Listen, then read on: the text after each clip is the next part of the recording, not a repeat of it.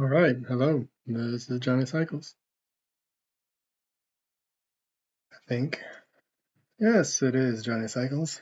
Bringing you another edition of Pioneer Curious, mulliganing our six lander. Man, our luck has been interesting with these lands. And continues to be so with two Goldspan Dragons, two Fatal Pushes, and three lands. Yeah, we've run into some interesting.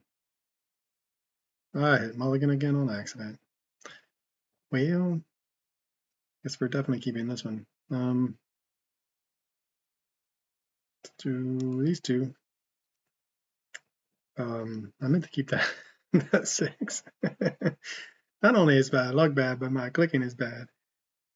Yeah, it's interesting. 23 lands. They've hit the spectrum of flooding versus missing land drops, but we'll see how this one shakes out for us after our accidental mulligan to 5. We have a little bit of removal. If we hit land, we have the Fable on the plot. Stingerback Terror to help get us both back in the game and pose a big threat. That is one benefit of mulliganing the 5 is Stingerback Terror can come down really fast as a 7/7. All right.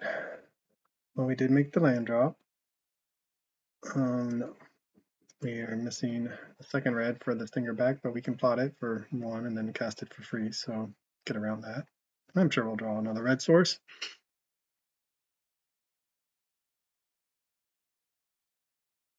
Ooh, Charming Scoundrel. I do like me a Charming Scoundrel. I've tried that, man. I tried Charming Scoundrel in a version of this deck, actually, Rakdos. Dragons, but for Modern, before Magda was printed, actually.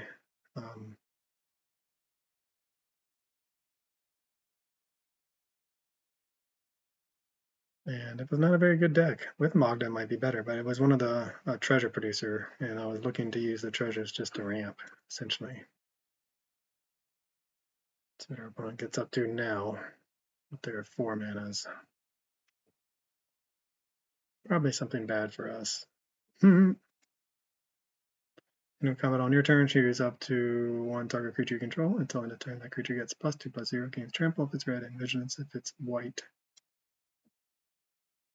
Oh man, so then that's gonna, I guess, just pump this guy. We'll kill the Charming Scoundrel. Save us 3 damage.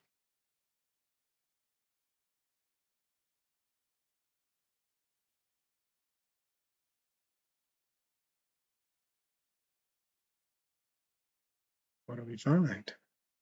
Go for a throat would be a nice draw. And we can just hit in the lands that we needed. So we can go ahead and play Plot the Stingerback Terror. Take a hit for 4. And hope our opponent can't answer our Stingerback Terror. Because then we will next turn make a land drop, play Fable. So it should be like a 5/5. Or we'll make a land drop, play a Fable, draw a 1 mana removal spell that can target something to make it even more powerful. So our opponent got some ramp on, got a turn 3/4/4 to pump their team. I assume they have some amount of removal in their hand to go along with this Aurelia. Or they could just run out any number of creatures to pump. Another Charming Scoundrel would be good for them.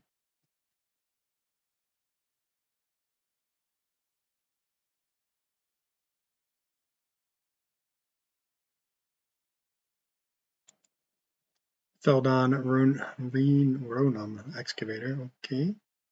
Paste. It's now 4/2. Whenever it's dealt damage, exile that many cards from the top of your library, choose one of them. Alright. Opponent's got the aggressive start to our mull to 5. 2 fatal pushes, we would have we would have been in decent shape had we kept that hand, I think.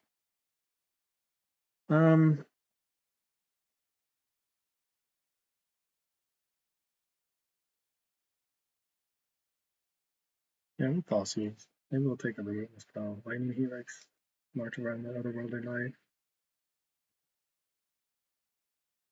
Well, unfortunately, we can perhaps block.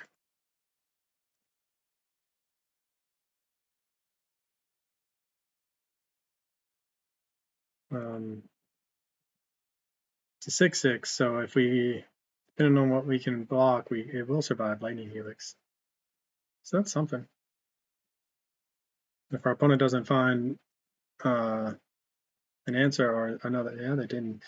So now we're actually in a pretty decent shape. I mean, we can take a hit if we want. So now it won't survive though.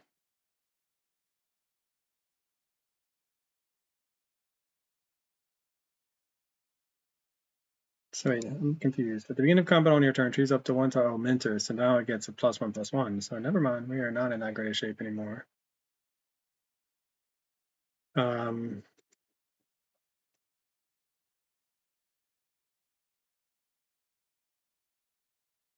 We can block, but then we just lose. The Lightning Helix, we got to get out of their hand eventually, right? And then we're about to lose.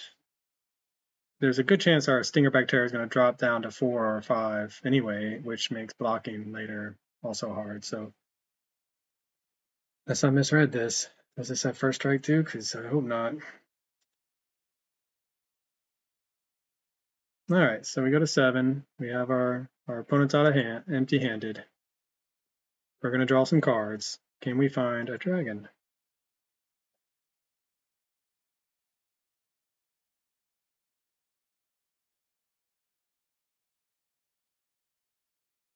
And yes, we would.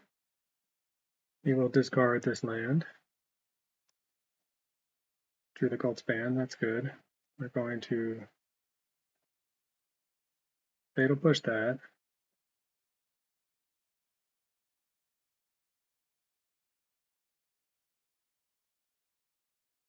Now they have this Den of the Bugbear, which is a problem for us.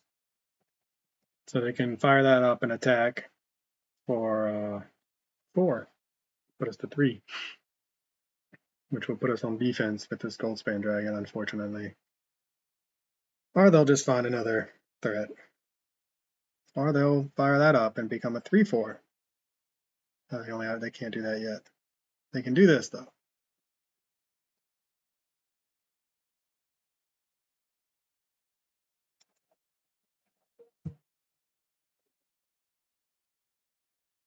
So yeah, I mean that's not great for us. However, as long as they don't have a Lightning Helix, we might be okay. What do we find? Land? Spell.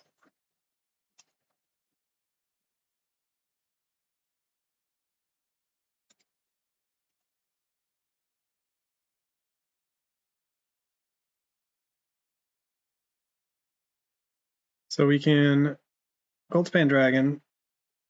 1, 2, 3, 4, 5. I mean, we're going to have to. Now we just need to decide if we want to attack with it or not. We're back on defense. So I think we'll play it safe.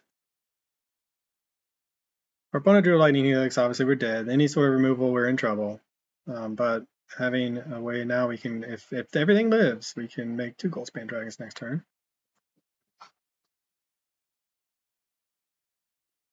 Or we can just get lucky and draw another dragon. At which point, all right, so they drew a land. I mean, if they find an answer for this, then they can theoretically attack in with the flying dragon. All right. Angel Fire Ignition. Put 2+1/+1 counters on target creature, gains vigilance, trample, lifelink, indestructible, and haste until end of turn. Oh. Well, nice for them.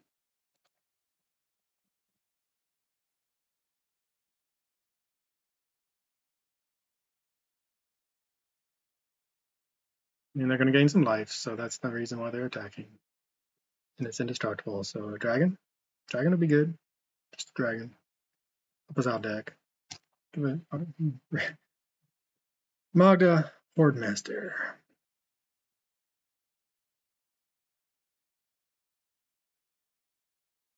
How do we lose? So we can create a token and attack.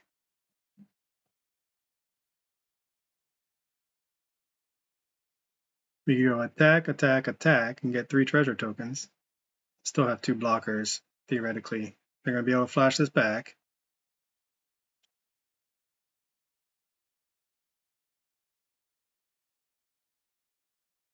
Well, we won't have 3 blockers anymore, so we're going to need to go attack,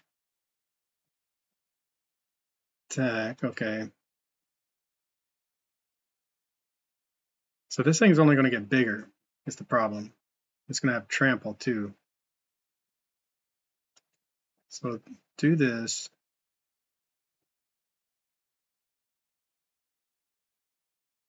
Do that. Do that. Okay.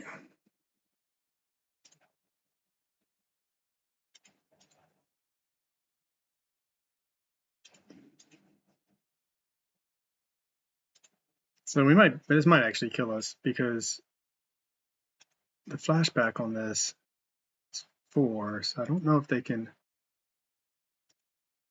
All right, well, we're just gonna have to hopefully dodge another draw.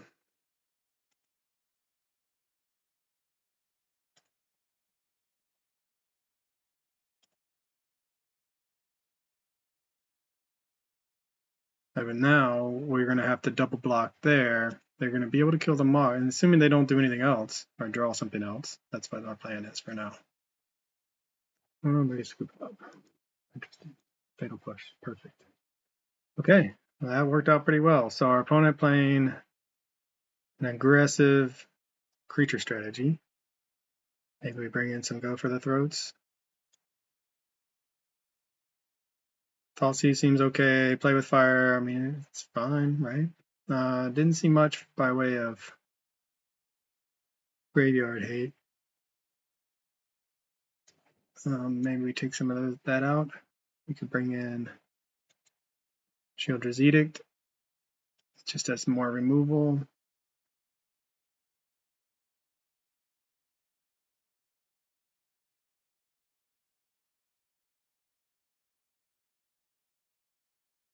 All right.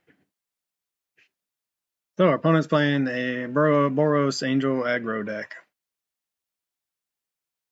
I'm not sure they should have scooped there, but maybe they just drew a land and they saw the writing on the wall that they would have been able to attack and only kill the Magda. To go for 3 removal spells and a Decadent Dragon, I'll take it. Granted, all right, yeah, I mean, Fatal Push the first threat if we have to, go for the throat to continue. Not going to mulligan to 5 on accident.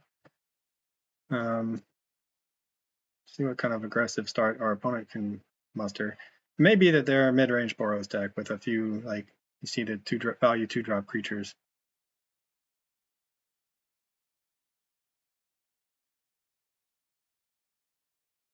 Hoardmaster. Okay. Well, I don't think that's going to live through many turns. And you also, I write about this in my article.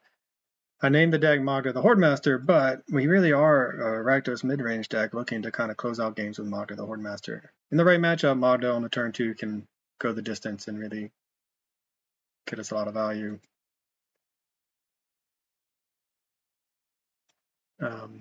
However, in a matchup like this, I'm not sure that she is at her best. She'll probably just die as soon as we cast her, right? But given that we have 2 go for the throats, man, we might just run out the Magda and see. Maybe our opponent has a creature light hand. Hopefully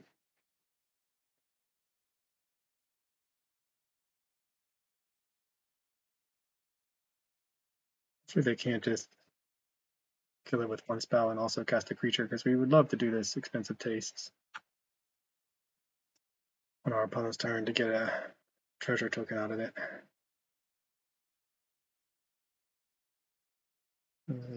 Fable, okay.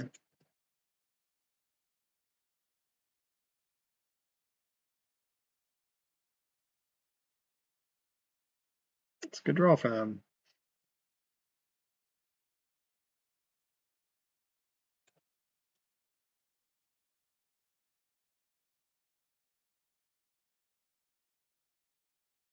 But we do have another removal spell, plus a land. And we can hit him for 2. So opponent's playing Fable. Fable just rules whatever format it's in for mid-range. I mean, it is a lot of times the bridge between early to mid to late, but opponent went with Fable versus killing. We'll see if they get punished for it. They do still have the kill spell, and next turn we can go for the throat, whatever they cast, and expensive tastes on their turn to get the 3 treasure tokens to get a 4/4. It's a lot of hoops to jump through for a fragile 4/4, but you saw in the last game, like I was saying, it's a lot of times Magda's our late game finisher to put the game away. Let's see. Exile the top 4 cards of your library until the end of your next turn. You may play those cards. Whenever you cast a spell this turn, put a +1/+1 counter on target creature you control. Alright, so our opponent's getting their setup going pretty well right now.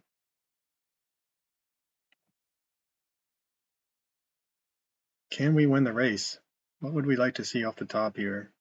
I mean, even just a Glorybringer. I love Glorybringer and I miss it, but Goldspan Dragon seems to synergize a lot better. And they hit a lot of lands. Alright, so they hit the Skyclave Apparition. That's going to answer our Magda. Is there a way we can get treasures before then? Probably not. Thoughtseize doesn't actually take anything from their exile zone, unfortunately.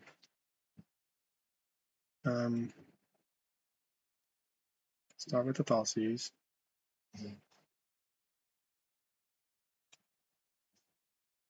2 of these guys. Yep. So that's why they're digging. They just have a terrible hand, is what it looks like.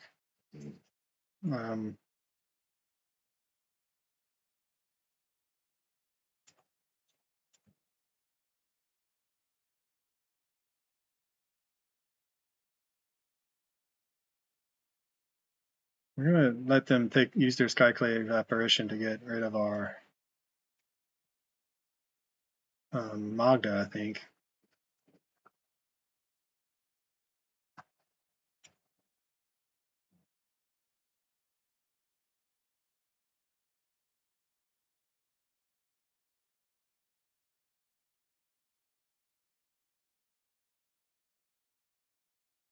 Play a land, yeah.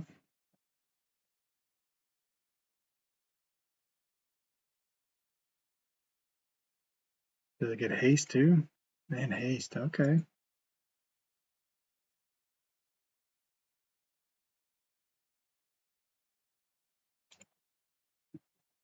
Interesting.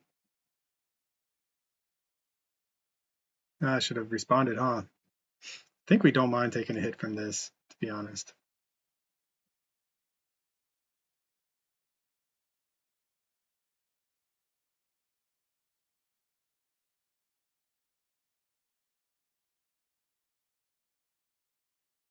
What do we get?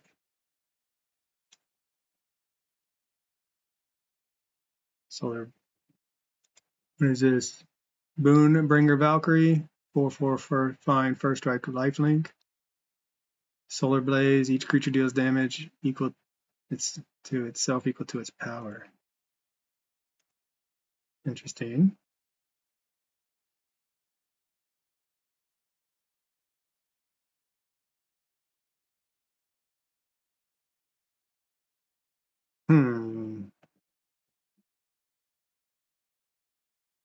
Interesting choices here. 1, 2, 3, 4, 5. We can go ahead and cast this Boon Bringer Valkyrie.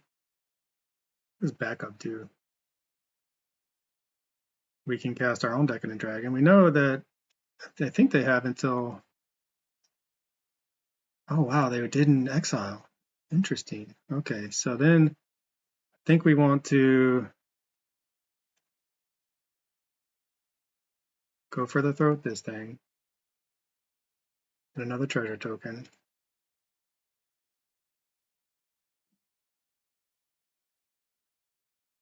1, 2, 3. Can't cast. Unfortunately, we can't sacrifice all these tokens yet.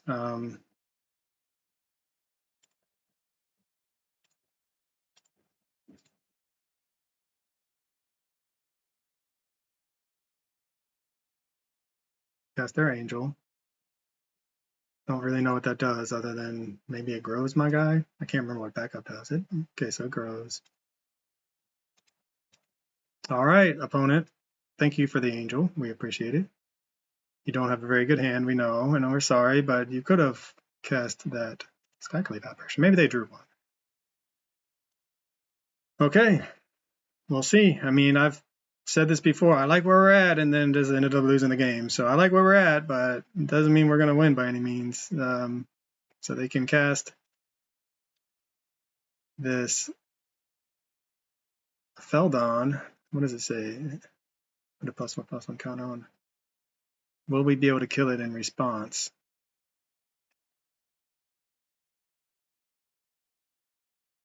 Does that trigger go on the stack?